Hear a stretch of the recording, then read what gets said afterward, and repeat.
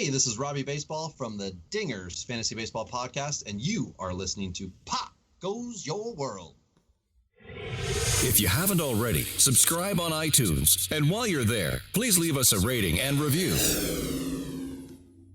And now it's time for our featured presentation. I'm Chris McBrien, and the pop culture from Generation X is everything to me. And I'm Derek Myers, and I'm here to educate Chris on the great pop culture of today's generation. Episode 174, The Great Escape Movie Review.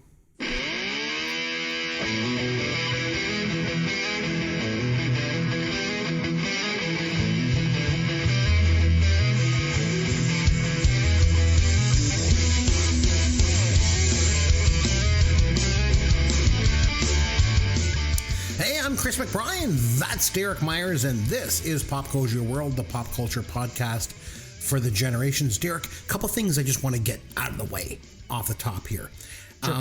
This week we decided to do something a little different around here.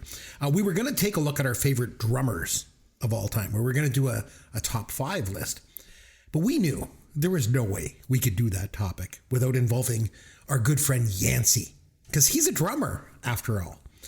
So we invited Yancey on the show, but he's not available until next week. So we got talking, and Derek, you mentioned that you were in the mood for a movie classic. So we decided to go all the way back to 1963 and talk about the John Sturges prisoner of war film, The Great Escape. So we're going to do that this week. Something a little bit different out of the ordinary. And before we get into anything else, I also wanted to mention that we have a bit of an announcement around here that I wanted to say. Somebody, and it's Derek, is celebrating a wedding anniversary. So happy wedding anniversary, Derek. Woo.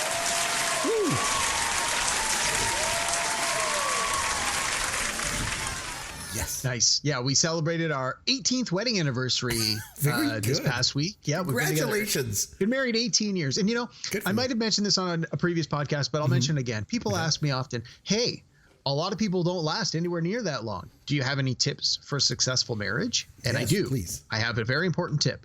The key to a successful marriage is 2 televisions exactly the same size.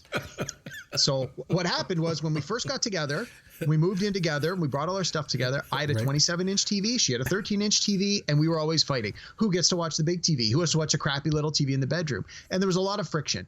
Then we upgraded. We got a second 27-inch TV. No fighting.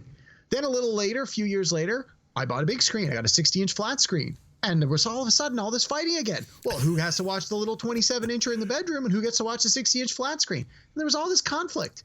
Then we upgraded. We got a second 60-inch flat screen. No more fighting. So I've learned the key to a happy and successful marriage, 2 TVs, exactly the same size. Worked for me. Try it out. The key to any successful marriage. Size is everything. Oh my. Yep. Don't believe her when she says size isn't important. Size matters. That's so funny. All right. Well, how are you, my friend? And what's new in pop culture in your world this week? All right. So over and above the wedding anniversary, I did have some time this week to take in some pop culture. Nice. A couple of things. I got a TV show, a movie, and of course a documentary. So we'll start with the TV show. Oh, please. So. As you know, I'm a big comic book nerd, and no kidding. Yeah. So on Amazon, there's a new animated show based on a comic book. It's called Invincible. It just dropped I think it just dropped this past week. I'll take your word for it. They launched the first 3 episodes all at once, and then it's week by week they're going to drop new episodes. It's based on a comic book by Robert Kirkman, who people may recognize that name. He created the Walking Dead comic book and is responsible for the creation of the Walking Dead television show. And he's got this comic book that he worked on, Invincibles, that is now this animated series. And the voice cast is fantastic. Steve Ewan, who was Glenn on The Walking Dead, plays the main character. J.K. Simmons plays his dad. Sandra Oh plays the mom. Like the list of who's who of voice actors on here is pretty good. Zachary Quinto has a part in it. It's basically without giving too much away, it's sort of like a reimagining of the Justice League of America kind of idea, where you have superheroes and supervillains, and the story revolves around basically the son of Superman, who should have superpowers but doesn't. And of course, in the first episode, he finally gets his superpowers as a very late teenager. And so it's this coming of age. How do I live up to the legacy of my father, who is effectively, quote unquote Superman? And do I want to be a superhero like him? Yet I'm still learning to use my powers, but I don't really know the whole superhero gig. And it's certainly for mature audiences, just like The Walking Dead. There's a lot of swearing. There's a lot of violence. There's a lot of gore. It reminds me of like a Japanese anime kind of cartoon. That's the style. But the story of the first 3 episodes, fantastic. I couldn't stop watching it. I binged them all in one night. Super good. Invincible. It's on Amazon. Check it out. Does Japanese anime usually have a lot of swearing and violence and gore? I mean, for me, Japanese anime, now correct me if I'm wrong, but from my experience, Japanese anime was Battle of the Planets. You remember that show? Yeah. That's what I always think of. I'm not an expert in that particular subgenre, but the style, the way that the animation style is, it looks like that old Robotech and Battle of the Planets, like that style of animation. That's how this looks, which I'm not usually a big fan of. But given the pedigree of this, the creation, the voice cast, and just the story in general, and the fact that it's based on a comic book, I had to give it a try. And oh my God, the reviews were great, and this is fantastic. So I strongly recommend it. But what I would suggest people do is, it looks like go back and watch Battle of the Planets. Don't do that. No. So good. I would say wait for all 8 episodes of season 1 to drop, which would be obviously a few more weeks still, or else it'll be like just like where I am. I'm hanging on every episode, and now I've got to wait a week for the next one. So that was the first thing I watched. Okay. The second one I watched, So the second one I watched was a movie. Okay. It's from 2016, and it's called War Dogs. War Dogs. You ever heard of it? Never heard of it before. Okay, it's by director Todd Phillips. Todd Phillips did The Joker, The Hangover, Old School. So he's a big-time Hollywood. Yeah, okay, I know that movie. Yeah. So Todd Phillips, big-time director, been nominated for a bunch of Oscars. So this movie came out in 2016, and it stars Miles Teller and Jonah Hill. Miles Teller was the kid in the drumming movie Whiplash. So that's where a lot of people might recognize him from. And the idea with this one is J.K. Simmons too, right? Yes, J.K. Simmons. That you just mentioned in the other one. Yeah, he's one of the voice actors in the previous. Yeah. So anyway, this one, Miles Teller and Jonah Hill. This is loosely based on a true story, and it basically what it is it goes back 10 or 15 years when the U.S. government got busted for doing like some shady dealing about arms deals and arms contracts, private contracting and stuff. It was a lot of like who's who and who knows who got the contracts. And there was some political heat. So basically the US government opened it up. They created a website, and they're like, if you're an arms dealer, you can bid on any arms that we need to equip our military like anybody else. And so what ends up happening is your huge contractors get most of the jobs, but there's the smaller contracts that the big guys don't care about. There's not enough profit. And so these two guys, basically, they started up their own arms dealing where they took the smallest deals, but they could get a whole bunch of them, and they were making money. And what ends up happening is they end up bidding on some ridiculously high contract, and they get it. And it's going to make them like $50 million. So it's like the story of these two effectively amateur arms dealers that got the bid on a real life contract with the American government to equip their military and send them like body armor and bullets and guns. And they bid on this contract, and they got it. And then now they had to actually go through with equipping it and fulfilling the contract. And so it was way more entertaining than I expected it to be. And Jonah Hill plays a despicable character, which he's very good at that kind of a role. It was a lot better than I thought the movie was going to be. And I actually really enjoyed it.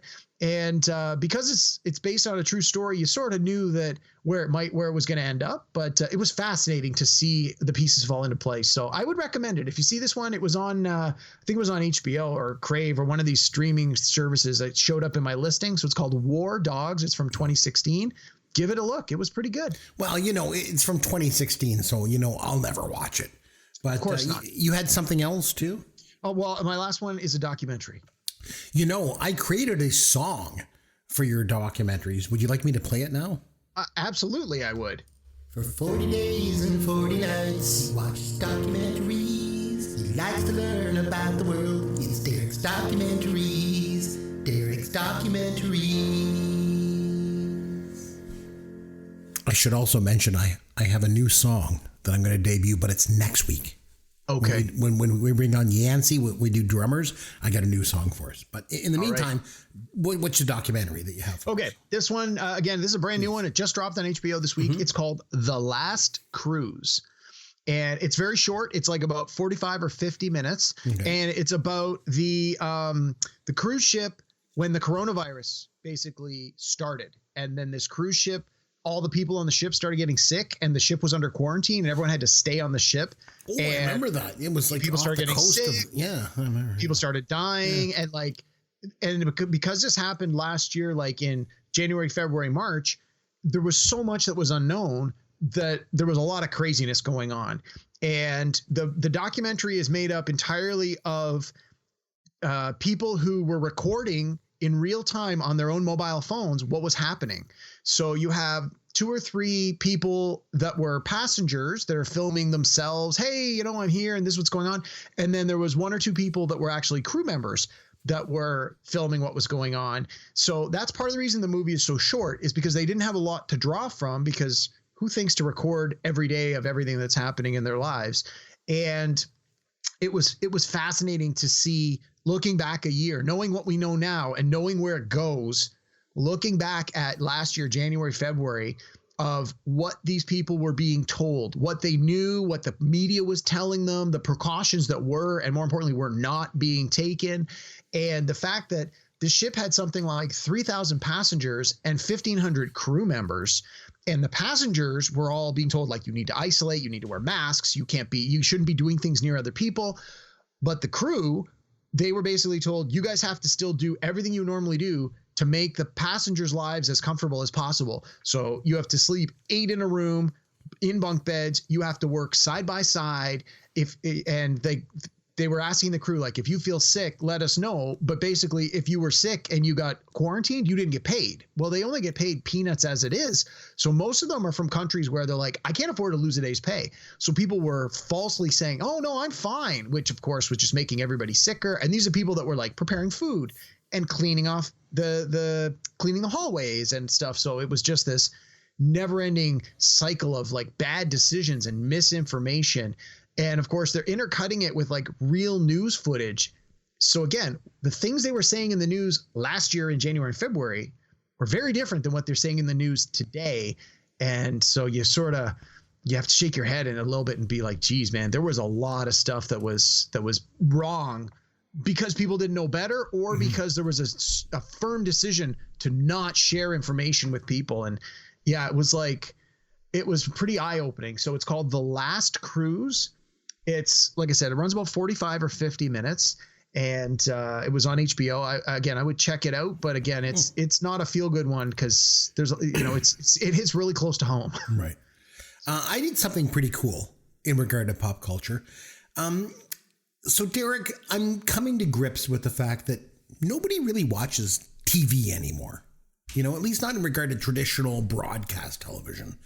Everything's on demand or streaming, through Netflix and Disney Plus and all this stuff. So I contacted my cable provider, called them up, and I was like, hey, I want to cancel my cable. And obviously they didn't want me to go, right? And, I'm probably not the first person that's, called and asked to cancel, because they've obviously empowered their frontline staff to like offer you deals, right, to try and keep you on. So the guy I'm talking to, he says, you can go through these quote unquote premium channels and you can add them at no extra cost as long as I don't cancel my cable. So I did. And I added the Food Network and the Game Show Network. Yes. And Deja Vu. It's, they show a lot of old TV shows on that one. And you know what? It's actually got my family interested in television again. My kids, who never watch regular cable TV, they started watching TV. Like my oldest son watches the Food Network, and they're watching Animal Planet. And needless to say, I've been watching some of the older shows, on those channels. So Derek, I spent the better part of the last week watching old episodes of Three's Company. Nice. It started with the one where Mr. Furley takes over for the Ropers. I haven't got to where Terry joins the cast. That's where the show was the best, I always think. But yeah, I'm sure it'll get there. And another show, I've mentioned this previously that we've been watching, is The Gong Show. Now, it's not the old one, not the one like from the 70s with Chuck Barris and JP Morgan and the Unknown Comic, but it's a newer version, and Mike Myers is the host, and he wears this prosthetic makeup, and he plays this character called Tommy Maitland. I guess it's supposed to be like a British TV host or something he's doing. But the thing is, there's a lot of really inappropriate stuff on the show. And it's almost too bad because the kids really like to watch it. But, you know, the good news is that my wife doesn't have as many reservations about me letting, you know, my kids watch those old episodes of Match Game and Tattletales, you know, and stuff like that. Because by comparison, it's not quite as bad. So, but anyway, another thing that I have for us is this. Here's your dad joke of the week. Okay, Derek, so I figured since we're doing The Great Escape this week, you know, it's about prisoners.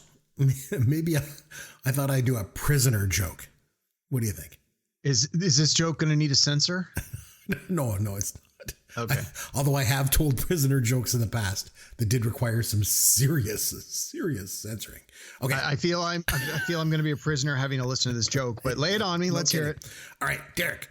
How did the prisoner react when he found out he was going to be executed? I don't know. He was shocked.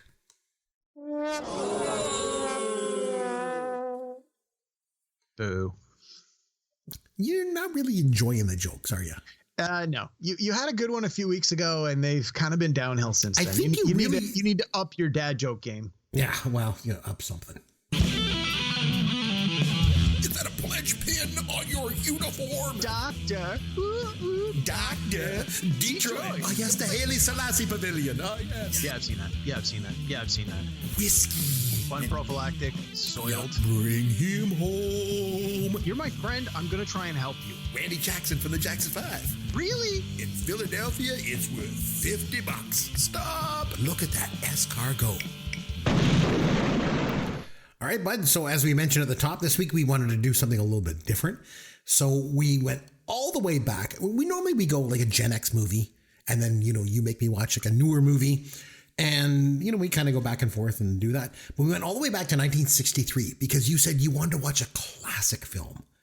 And we threw a couple around. We were talking about like maybe The Godfather or something. And then you said, well, I want to do The Great Escape. And I was like, oh my God, that's a great film. It's a great classic film. So I have a question for you. Of all the classic movies out there for us to do something different with, why this one? Why did you pick this one? So there's a couple of reasons. I wanted so we didn't come to this decision until pretty much yesterday. So we had a very limited window of time to watch the movie. I usually do a little bit of homework, read the trivia. So I wanted to make sure I had enough time to watch the movie, do my homework, and then be ready to record the episode tonight. And so I had to be a movie that I was very familiar with, ideally something I had seen before, and something that I would have no difficulty finding either through a streaming service or in the case of my personal collection. So I thought, first order of business, I have my personal DVD collection in the next room. I went over and I started looking through, and I looked for basically anything that I felt was a quote unquote classic. And like you said, we kicked a few ideas back and forth, and then this was just one of the ones that was in the list. And I thought, you know what? I haven't seen this movie in a long time. I know it's long. It runs almost 3 hours, but it's such a great, again, we're going to use the word great a lot tonight. It was such a great movie. It has such a great cast, and I hadn't seen it in a long time. And I just thought, you know what, let's give it a go. Why not? And so, yeah, I was fairly confident you had seen it before. But like me, I figured it had probably been a while since you had sat down and watched it start to finish. So I find that always makes for a good or at least for a better podcast if it's something that we're coming back to for the first time in a while, especially after we've done so many movie reviews in the last couple of years. We tend to be on the lookout for certain details a little more now than maybe we would have in the past. So I thought, well, let's go back to a movie that's, you know, almost 50 years old now, and see how well it holds up, given that it's a period piece, but even just from the point of view of how the movie was made and how the cast worked together. And you know, there's a lot to talk about here, but we don't want the podcast to be 3 hours. So That's where I'm going to stop there. As long as the movie. So the movie is almost 60 years old. It was directed by John Sturges, has a huge cast of really well-known Hollywood actors. It had a budget of $3.8 million. It made $11.7 million at the box office. And, you know, we think of this movie as being a classic, but the thing is, it wasn't a huge hit when it came out. It was released on June 20th, 1963 in England originally, and it premiered in North America in the United States on July the 4th. Yeah, I remember reading that. Yeah, July 4th. An appropriate date, you know, for a movie meant to kind of. It was a delivery choice by the marketing team. Patriotism, right? But I have a question for you, Derek. What do you think the following movies have in common? Son of Flubber, The VIPs, McClintock, Charade, Move Over Darling, and The Thrill of It All. I'll take movies I've never heard of for 200, please, Alex. Yes, you have not heard of them. And they all finished ahead of The Great Escape at the domestic U.S. box office in 1963, believe it or not. So I'm always loved going back and looking at the box office. And the number one movie that year was Cleopatra. And then there was How the West Was Won, It's a Mad, Mad, Mad, Mad World, Tom Jones, Irma la Douce. Dr. No was in the top 10, but this movie finished 16th overall at the box office. But that's okay because Hitchcock's masterpiece, The Birds, finished below this movie at the box office. So it's pretty clear that movie audiences in 1963 were dumb, I guess. But and I think again, it's a different time. I think so. On the one hand, I based on what you just said, if you didn't know any better, you would say movie audiences were dumb. But I think that's not necessarily a fair way to look at it. You've got to think about the time in which the movie came out. Broadcast television only had 3 or 4 channels. Home video was totally not a thing. Nope. And people went to the movies way more frequently in droves to be entertained. And I don't think they had the huge multiplexes back then. So a theater probably only had 1 or 2 screens, and the movie probably didn't last very long before you wanted that turnover so you could get those same butts back in the seats to see something else. So, you know, I think there's a lot more to consider before you just say, well, it only made $11 million. It wasn't a great hit. So in any case, and I think that's a whole other podcast. So we don't have to get into that right now. And you're right. Like, I mean, like back then, like a movie like Cleopatra, you know, was, like I say, the number one movie at the box office. The movie was terrible. It was just absolutely awful. Like an awful movie. I've never seen it. Oh, it's just a crappy movie. I know of it. I've just never seen it. Although that list of the other 5 or 6 movies you rhymed off, I had seen most of those. Yeah, I mean, some of them were good.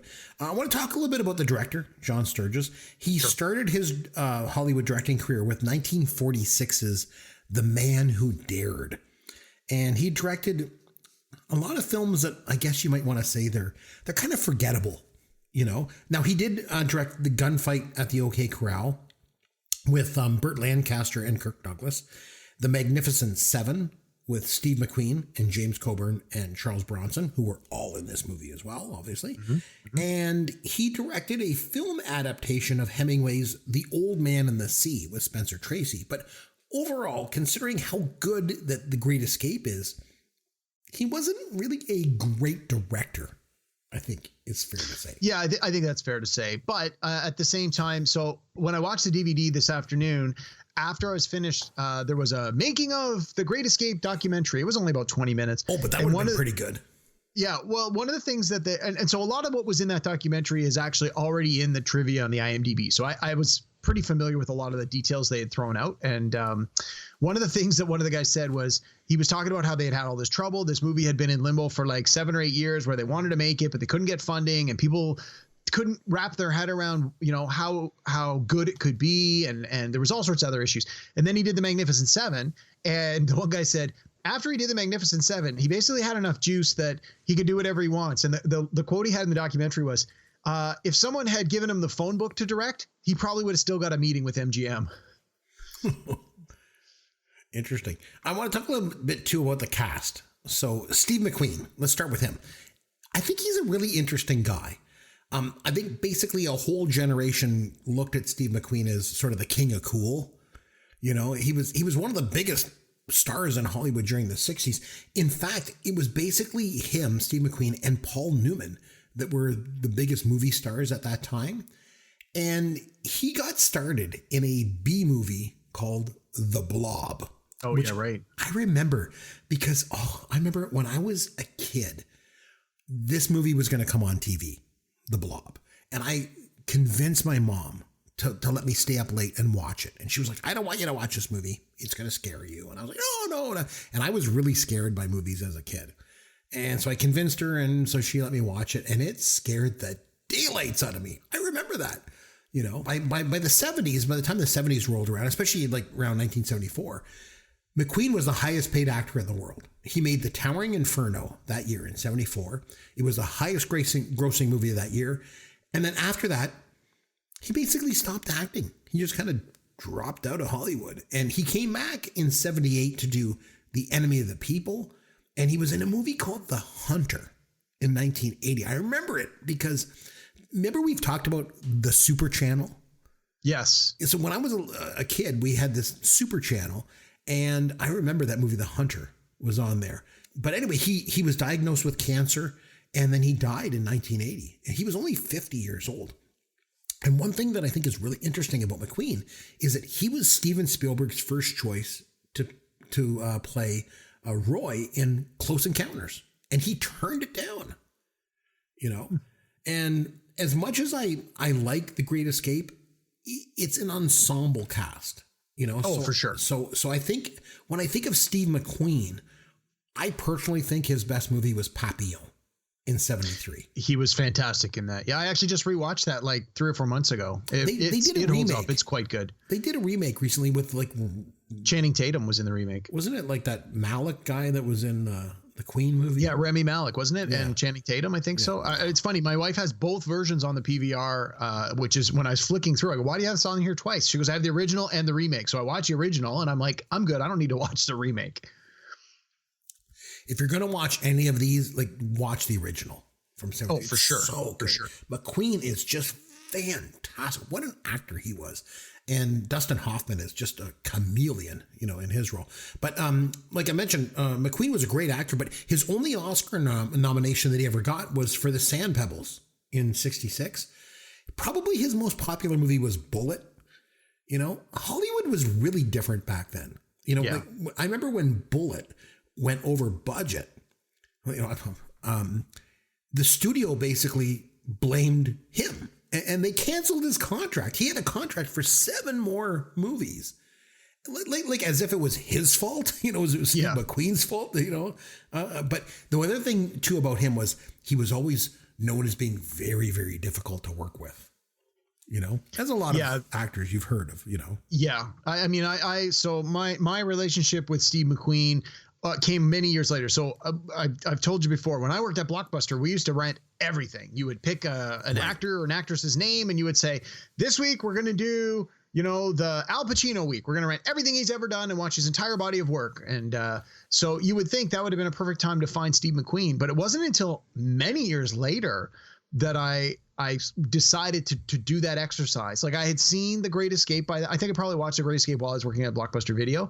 And I think that was the only Steve McQueen movie I had seen for years. And then even Papillon I didn't watch until many years later. And I think it was probably after I watched that I sort of went back and looked at, like, again, I didn't really, he was a little before my time, so I wasn't familiar with his work. I wasn't really familiar with who he was. The fact that he had died as a relatively young man and didn't have that lingering, lasting body of work that continues onward into his older age. It was like when he died and stopped making movies, it's like people stopped talking about him, or at least in my peer group, like we never really knew anything about him. And so it was, you went back later and you're like, okay, I can see why people liked him. I can see why he was considered, you know, the coolest guy in Hollywood. I can see why so many you know, men of a certain age looked to him and went, that's the guy I want to be like. And the thing is, I personally, I don't think Steve McQueen is an attractive man. Like I wouldn't call him the beautiful man, but he exudes charisma. He had presence. He had swagger. He had suave. He reminds me of how George Clooney is now. Although George Clooney is certainly a very handsome man. It's that idea of he just seemed like a cool guy that people wanted to hang out with, and that everything he did, just seemed to be cool. And so when I was doing some of the research for this, it turns out that was one of the big linchpins with this movie is they wanted him in the movie. He had a recognizable name to a certain extent. They wanted him a part of this ensemble, but like you said, being difficult to work with, he wanted a bigger part. He wanted to be more of the hero amongst a movie where it's an ensemble and everybody has their thing. So I from what I read, a lot of the stuff that he did in this movie was added after the script, like after the movie had started shooting, and the whole thing with the motorcycle chase at the end, like that was an extended scene that was added in later to try and give Steve McQueen a bigger part because he demanded it. And so, love him or hate him, his work is what it is. But I think he was good in this movie. I think he stands out as part of this ensemble for the kind of character he played. And, I love him in this movie. I thought he was great. Remember when Sheryl Crow did that song too, Steve McQueen? I do not. Oh, it was in 2002. She did. Remember she had that song "Soak Up the Sun." I'm actually a big fan of Sheryl Crow, so I'm surprised I'm not familiar with this song. She did a song called Steve McQueen. It was all about him. But, a couple other members of the cast, James Garner. I think he would probably be known to younger audiences from the TV show 8 Simple Rules, or maybe the movie Space Cowboys with Clint Eastwood. Or Maverick, the TV show, or the Mel Gibson movie. That's where I always remember him from, is the remake, the Mel Gibson remake of Maverick. I always thought he was great. Played the role, yeah. Yeah. He's probably best remembered for the Rockford Files. Oh, for back sure. in the 70s, obviously. Charles Bronson, he was good. And he was really well known in Hollywood as like a tough guy. And he did the whole Death Wish series, but that was well after this. Yeah, it was. I remember I went to see Death Wish 4 in the movie theater when I was young. I don't know. I always love, there's a Simpsons joke where they're like, coming up next, Death Wish. And then it's Charles Bronson in a hospital bed. I wish I was dead. The one thing is about this movie too, is it's really brimming with a lot of testosterone. There's a lot of guys, and obviously it's a prisoner war movie, so I guess we expect. But hang on. So yes and no. Not like it would be if it was a movie set today. Like, it's not a lot of macho machismo, chest thumping. I'm more of a man than you are. Yes, it's an all male cast because given in World War II, all the combat soldiers were men, and so it has to be in order for it to be somewhat accurate. But I never got the sense that it was this idea of the men trying to one up each other. The part of what I think makes the story and the ensemble work is everybody understood their role as a part of this group, as a part of this team. Again, I'll reference back to George Clooney. It's like Ocean's 11's movie. You bring on a cast, you put a crew together to pull off the heist. They all bring something specific to the team so that the team as a whole can have success. And that's one of the things I loved about this movie. Maybe that's why I like this movie so much, because I love heist movies. This movie to me is sort of like that, where everybody here has a job. Everybody here has a specialty, and they all respect what the other people can do for the team to get the overall objective done. And I love that about the setup of the movie at the beginning, where they say, these are all the people that have escaped from all the POW camps. And rather than have every camp have to deal with you guys, we put you all under one roof so that we could keep an eye on you. Nobody's ever going to escape from this prison. Well, obviously a whole bunch of them did. I'm glad you mentioned that about it being, sort of this heist movie and it was like Ocean's 11. I have a thought on that. I'm just going to come back to it in a second. Okay. Sure. Talk a little bit more about some of the cast members. James Coburn. He was never really like a major movie star, and he wasn't in a lot of really big movies outside of this one, and maybe the Magnificent Seven, but he was one of the only few guys in the movie that actually escaped, and yeah. I remember him too. He was on an episode of The Fall Guy one time. He played himself, but so that always stood out to me. Donald Pleasance. I think he was probably known to Gen Xers mostly as the psychiatrist Dr. Loomis in the original Halloween from 78. He was amazing in this movie. So I'm sorry to interrupt you. I've never seen Halloween, but I always remember him as Blofeld in James Bond. Yes, he was as well. I'm glad that you mentioned that, because I'm going to have to make you go back. I know you don't really like horror movies, which is too bad. I'm going to have you go back and watch Halloween. sometime, the original, and it's been all right, fine. It's so good. But in this movie, he is just this sympathetic character that probably embodies the human spirit more than any of the other men. He collectively represents what they're all about. I mean, you're rooting for all of the guys, but the vulnerability of Donald Pleasance's character, it just makes your heart break during the escape. And then, of course, there's Big X, Richard Attenborough. And then so I was watching this movie with my wife, and I asked her, I said, do you recognize him? And she didn't. And it's not really surprising because, he looks completely different. He's a lot younger, and probably most importantly, he doesn't have the beard, but it's him. I'm like, that's John Hammond from Jurassic Park. And the voice of Planet Earth. My wife and I have watched that as well. Didn't he also do the voice of Scrooge McDuck in the DuckTales cartoons? Oh, I think he did. He might have. I don't know. I'm pretty sure he did. But, like as soon as I mention it, then she's like, oh my God, that is him. So something you had mentioned about, this movie being like Ocean's 11. So I've mentioned before, Derek, I have a day job, as surprising as that might seem. Hosting this podcast is not what I do for a living. I know it's hard to believe. Even with my plethora of songwriting success. But one of the courses that I teach at the college is a project management course. So when I'm not bringing in awesome guest speakers into my course, I have the students do a project. And the students love my projects, Derek, because I have them watch a movie. And I actually have them watch this movie. And oh, really? Yes. In fact, what I have them do is I have them watch this movie and break it down from a project management perspective. They have to identify how the project was, broken up into different aspects of management. Like, for example, human resource management and procurement management. That's where James Garner's character, the Scrounger, kind of comes in. Yeah. I have them look at risk management and communication management. Remember, nothing could be written down in this movie, right? Right.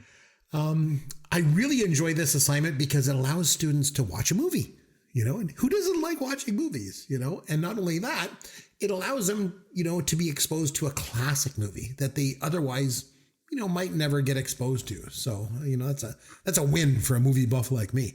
And it really lets them see all the aspects of how to manage a huge project with really strict parameters. So I like to believe that my assignments are a lot of fun, Derek, but you should maybe consider going back to school and taking one of my courses. But like I say, I might actually do Ocean's 11. That's why I'm glad you mentioned it, because I was thinking about maybe doing that one next semester, But I mean, me, all the original. I'll make them watch the 1960. Yeah, the original with Frank Sinatra and Dean Martin and Sammy Davis Jr. Man, you know what? I love Sammy Davis Jr. Remember him and Dean Martin in the Cannonball Run? It has been so long since I saw the Cannonball Run. If I could find a copy of it, I would say we do it for this podcast, but I've looked. It's not easy to track down. We have got to do that movie for this podcast sometime. You're writing these down, right? So that's Halloween. Yes. And Cannonball Run. Run. Did we want to do the original Ocean's 11 at some point? Oh, absolutely. But anyway, I digress. So back to The Great Escape. It's really a perfect metaphor for project management. And that kind of brings me to one of the most important parts of this movie, which I think is the script.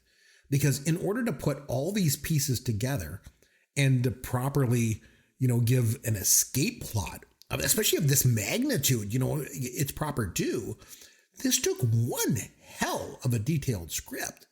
Could you imagine all the sticky notes on the writer's room, for this one? And apparently they were still working on 11 it as writers. Yeah, and they were working on it right up until they started shooting it.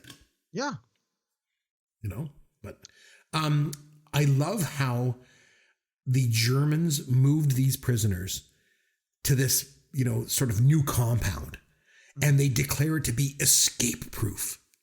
And, for me, it's just another example of throughout history, sort of the audacity of people to declare things like this. It's an escape proof prison that men escape from, You know, it's like the unsinkable ship, you know, the Titanic. It goes down on its maiden voyage. On the first voyage, you know, like throughout history, mankind has always been sort of grandiose in their claims, and yet never seems to work out. Nope. So I thought that was an interesting thing. And for me, this movie, as crazy as this might sound, it's not about war. It's not about prison. And interestingly enough, it's not even about the escape. For me, this movie has always been about one thing, and that's the human spirit. I mean, let's face it. I mean, these prisoners could have just waited out the war here. I mean, like, they were fed. You know, it's not like they were in a Nazi concentration camp. I mean, they had their fellow citizens. They had music. You know, Steve McQueen had his baseball glove and a baseball. But it wasn't about merely surviving. It was about living. And humans can't really live until they're free. And just the idea of freedom is just so strong. And they're willing to risk their lives, you know, and the lives of their fellow soldiers just to be free. You know, it's just such a strong American theme. And even though the movie comes off as a bit more British, but it really embraces the American spirit and just the American ideals, almost better than any film in history. That's what I think. So I want to comment on a couple of things you said. But first, a quick correction. I was wrong. Richard Attenborough was not the voice of Scrooge McDuck. It was Alan Young. I don't know why I thought that. But anyway, just a quick correction there, because we do make mistakes from time to time when we fire off some details. We're not perfect. We're not perfect, unfortunately. So one of the things that really got my attention this time through, again, I've seen this movie a bunch of times, was the point you just made about the civility of the capture. The fact that the officers were treated with a certain amount of respect. Both the prisoners treated the goons with a certain amount of respect, and the guards treated the prisoners with a certain amount of respect, especially when it came to their rank, their military ranks. Even though they were literally fighting a war, within the walls of the prison, there was a certain amount of respect and understanding for each other, despite all other differences. And it occurred to me, if you were to make this kind of movie today, I don't think you would see that. From what I've seen on TV, and again, obviously a lot of TV is fictionalized, but you got to think a lot of the fiction draws from real life events. I would imagine that this would be very different. There would be more atrocities. There would be a lot more things like, hard interrogations. There would be denial of simple pleasures. There would be, I'd hate to think about probably something, not capital T torture, but there would be things done to deliberately make the prisoners less comfortable. And it really, to me, was a reflection back on a different time. And I couldn't imagine, if there was a war going on right now, that this is how people would be treated by the enemy. And it's unfortunate, because I know that we have things like the Geneva Convention, where you have the rules of engagement and the rules of war and the rules of how to keep prisoners. And obviously the whole idea is, I'm not going to mistreat my prisoners, because if my guys get captured, I don't want them to be mistreated. And it's that whole idea of this mutual respect. And I think that, in my mind, I just don't believe that this world that we're in is still works that way. And so despite the atrocities that happened in World War II, as it's depicted in this movie, it was interesting to see that there was this again, this sort of mutual respect between the prisoners and the jailers. So it was, I found it interesting. I really had to wrap my brain around it when I was watching it this time through. I'm glad you mentioned that, because if you remember on a previous episode when we talked about our favorite foreign films, my favorite foreign movie of all time is Grand Illusion. Yes, you mentioned that. It's Jean Renoir's film. And that movie deals with the same, themes as this. And I still believe if it wasn't for Grand Illusion, The Great Escape would have never been made. Mm-hmm. The Great Escape is basically based on Grand Illusion in so many ways. There's the tunnels and the escape, but also what you just mentioned, the whole aspect of respect and rank that happens, between the prisoners and the captors. And with Grand Illusion, and it comes into play here as well, is that sometimes some of these prisoners relate more with the captor that has the same rank as them than they do with their own men. Mm-hmm. You know, it's just, it's a societal thing. It's a human thing. It's a hierarchical thing that we've created, you know, as humans, you know, in our society. And it's pervasive, you know, and it really kind of, you know, gets into the sort of the microcosm of prison here. The other thing, sorry, just to build on that a little bit more. One of the things, again, that and having not been a prisoner, having not been in the military, I could be way off base with some of these assumptions. And if I am, and people are offended by this, I apologize. But the idea that in a military, I mean, technically it's a military prison, but the idea here that it's in a prison, that people still defer to the rank of the people. Like there was representatives here from the British military, the French military, the Australian military, the American military, but they all seem to, as prisoners, still respect the chain of command. And again, I got to think, if this was something happening today, you would not have that mutual respect of brotherhood across borders. It would be a lot of more, like you were saying at the beginning, this macho machismo of like, well, I represent this country. My country's better than your country. And I know we're both fighting against this common villain, but in this prison, I'm not deferring to you simply because in your military, you have a higher rank than I do. I think there'd be a lot of, you know, for lack of a better term, measuring, where the guys are going to, you know, demonstrate why they are the most superior person in this circumstance. And maybe that's just because I watch prison movies and prison shows where you see this decline of order in a prison system. And maybe because of the military aspect, people in the military have it ingrained into them that, you know, you follow orders or people die, you respect the chain of command. And even in maybe a prison environment, you have to still hold on to that in order to, you know, not lose your sanity. But it was just one more thing that I found, I don't want to say shocking, but I found it surprising because I didn't believe that is how things would happen if they were to happen in today's society. I still go back to the fact that it's just really about the human spirit, you know. And if you think about, even at the end, like 50 of the men are killed in this escape attempt, and the rest of them are brought back to the camp, you know. Steve McQueen gets thrown back into solitary. And what's the first thing that he does? He starts bouncing the baseball against the wall. It's almost as if to start thinking about, okay, how am I going to plan the next escape? You know, the human spirit doesn't die. It's a very powerful theme, you know. Some scenes in the movie, obviously, probably the most famous scene, the motorcycle chase. And you touched base on this before. Steve McQueen, he was a real motorcycle enthusiast. And he did his own stunt driving for this chase scene. Everything except that big jump. You know, I mean, they're not going to let their big movies. Yeah, it was an insurance thing, apparently. The company's like, no, you're not doing this. And it was funny enough, as I mentioned before, when he walked away from Hollywood after doing the Towering Inferno, he basically just spent time riding around the country on his motorcycle. You know, I thought it was interesting. And I also, another part of the movie that I want to touch base on is the music. So I've been walking around the house all week since I've seen this, whistling the theme to this. Like Elmer Bernstein's score is just incredible. And it's such a big part of the film. And if you remember when we did Beverly Hills Cop, you know, we talked about how that movie wouldn't be the same without the music, you know, and I think you could make that an argument for a lot of movies, I'm sure. But that is certainly the case here, don't you think?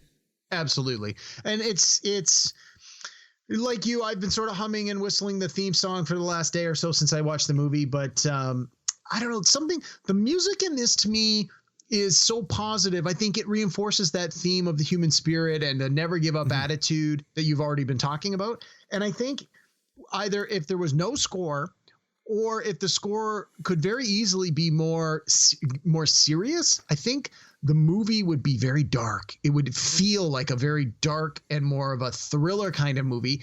And not that this isn't a serious movie, but I think that the uplifting, upbeat type of music that they use, the main themes, give you that feeling of hope.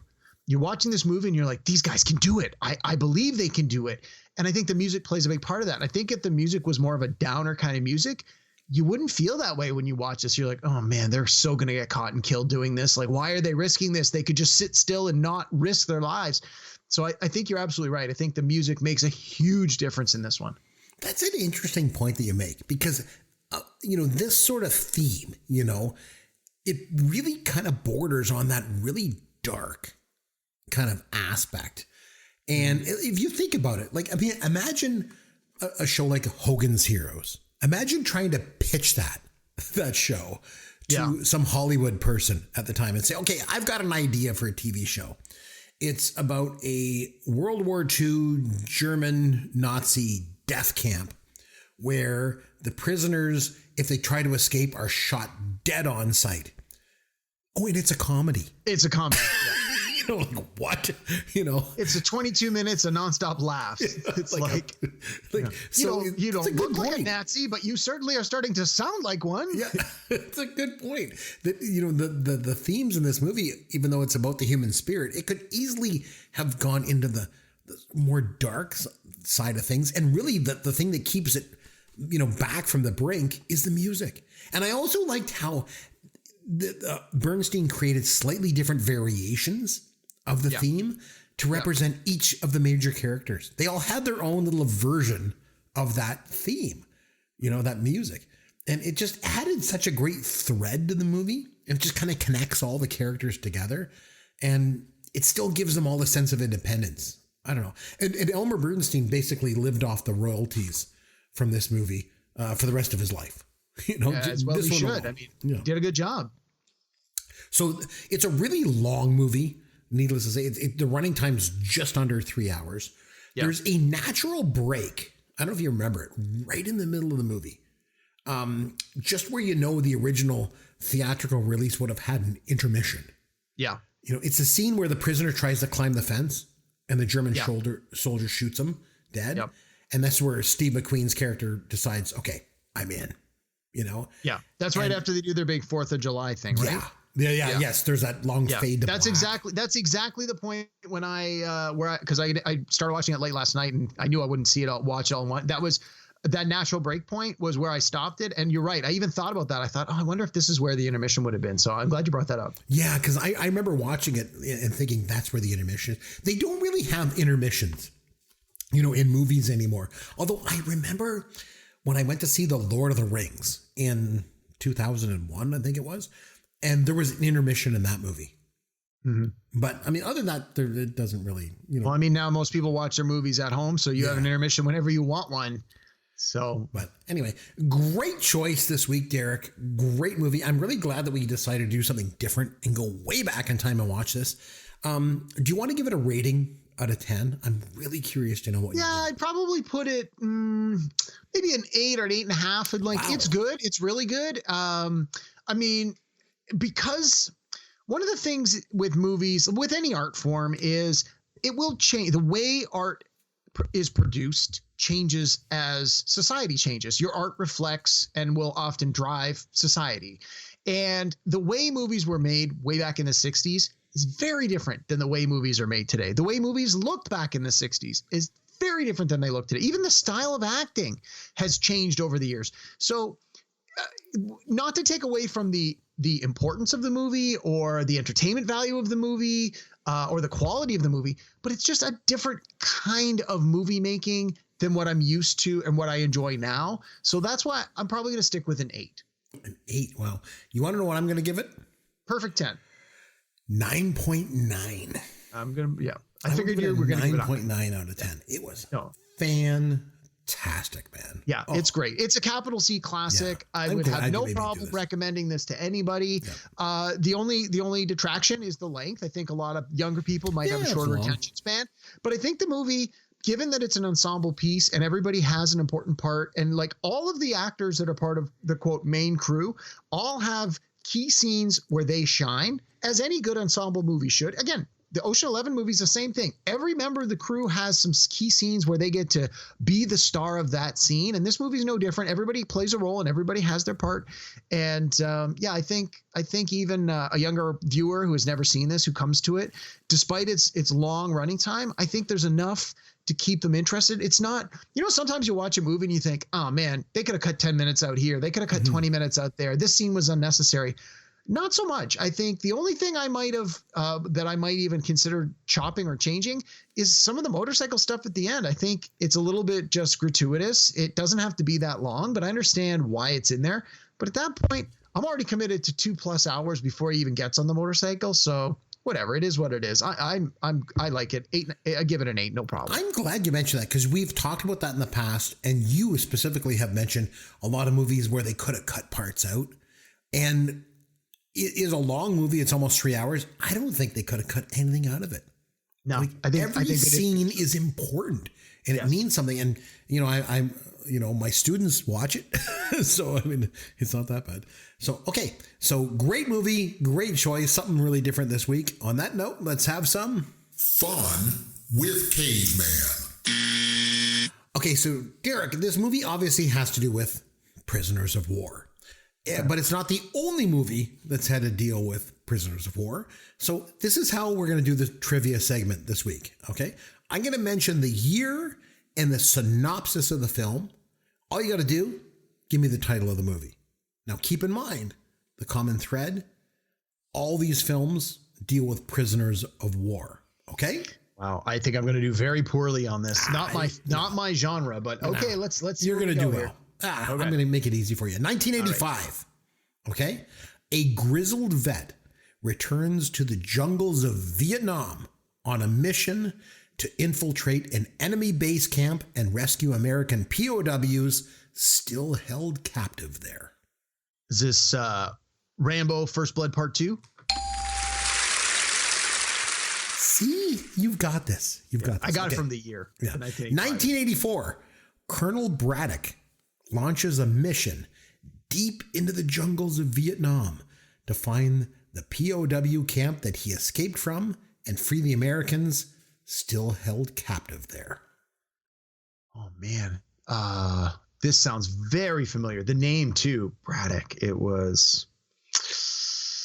Oh, I don't know. I wanted to say Predator, but I know that's wrong. I don't know. It's Missing in Action.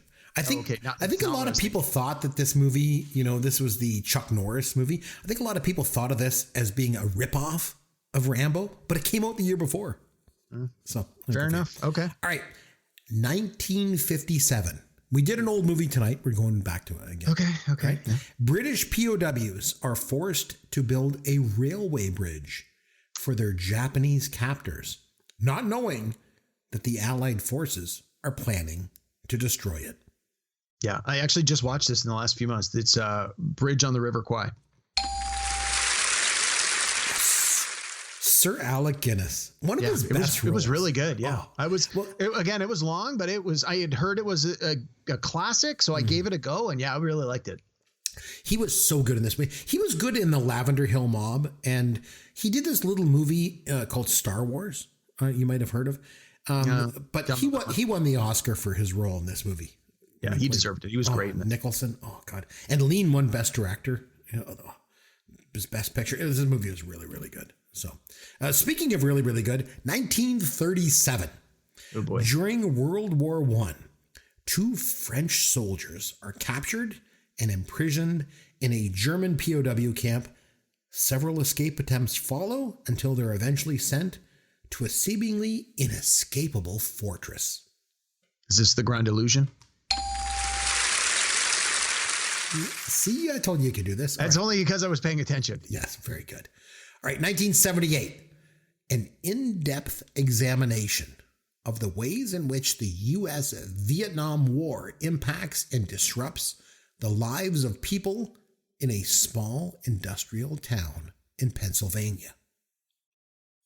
Jeez, I have no idea. The Deer Hunter, maybe? Oh, jeez, I'm sorry. Oh, it was the Deer Hunter. It's a yes. You just said, I have no idea, so you got the buzz. The Deer Hunter is correct. Yes, Best Picture winner from that year. I watched it once. I didn't care for it. I thought it was pretty good. The scenes with the Russian roulette, God, they were good. Oh, man, just gripping. Okay, 1987. A young English boy struggles to survive under Japanese occupation of China during World War II. Is this the one with Christian Bale as the little kid? It was. Yes, it is. I think it was called, and I'm not 100% sure, Empire of the Sun. It was Empire of the Sun, directed by Steven Spielberg. Yes, I was going to say, I've never seen this movie. It's one of those ones that I'm like, I'll get to it eventually, and I've never seen it. Okay, 1953. When 2 escaping American World War II prisoners are killed, the German POW camp black marketer J.J. Sefton is suspected of being an informer. Jeez, that doesn't sound familiar at all. I have no idea. It's Stalag 17. Sure, never heard of it. William Holden, Billy Wilder, director. No. Doesn't sound familiar at all. Holden won the Oscar for best. I believe you. I still haven't seen it. All right. I just thought maybe you'd heard of it. Never heard of it. Okay, 1981. And as Allied POWs prepare for a soccer game against the German national team to be played in Nazi-occupied Paris, the French resistance and British officers are making plans for the team's escape. This, I'm not 100% sure of the title, but I think it's just called Victory or V for Victory. I think it's Victory. The only reason I know that is I've said before, one of the podcasts I listen to all the time is called The Rewatchables. It's on the Ringer podcast network. And Bill Simmons loves that movie, Victory, and he talks about it all the time. So even though I've never seen it, I feel like I've seen it. I went to see that movie in the movie theater when I was 11 years old. I remember Pele was in the movie. Yes. I remember seeing when I worked at Blockbuster Video, this was one of the ones that I can remember the cover box for. It has all the guys with their arms thrust upward. Yep. It was Sylvester Stallone and Michael Caine and Pele. Yep. Yeah. All right. 1983. 10 years after his son went MIA in Vietnam, U.S. Marine retired Colonel Jason Rhodes assembles a private rescue team to find Americans held in POW camps in Laos. Was this the one? Was this Iron Eagle? No, I'm sorry. It was Uncommon Valor. Oh, okay. All right. Again, don't really think I'm familiar with that one. It was a good one. Sure. All right. 1983 as well. During World War II, a British colonel tries to bridge the cultural divides between a British POW and the Japanese camp commander in order to avoid bloodshed. And I'll give you a hint. It's a tough one. David Bowie was in it. Oh, Merry Christmas, Mr. Lawrence? Yes. Very good. I had no idea what that movie was about, but I knew David Bowie was in a movie that's something to do with war. So. It was good. Okay, so next week we mentioned, boy, do we have a treat for you. Yancey is going to come back and join us, and we're going to run down our top 5 drummers of all time. So that's going to be a lot of fun. Looking forward to that one. Oh, it's going to be awesome. And I've recently started to teach myself how to play the drums. Derek, I bought a drum set around Christmas time, and I've been teaching myself. So we'll talk about that more next week. Yeah, my wife's a drummer. She was very musically inclined and has played drums for 30 years. So when I told her we were doing this topic, she's like, "Oh, you got to let me help you with your list." And so we've been collaborating, and we've got a list of like 30 drummers. So we've really got to cull that down to 5 by next week. We'll have to talk about that more next week. I think that's just awesome. So I'll tell you what, until then, this is Chris McBrien for Derek Myers saying thanks for listening to Pop Goes Your World, the pop cultural podcast for the generations.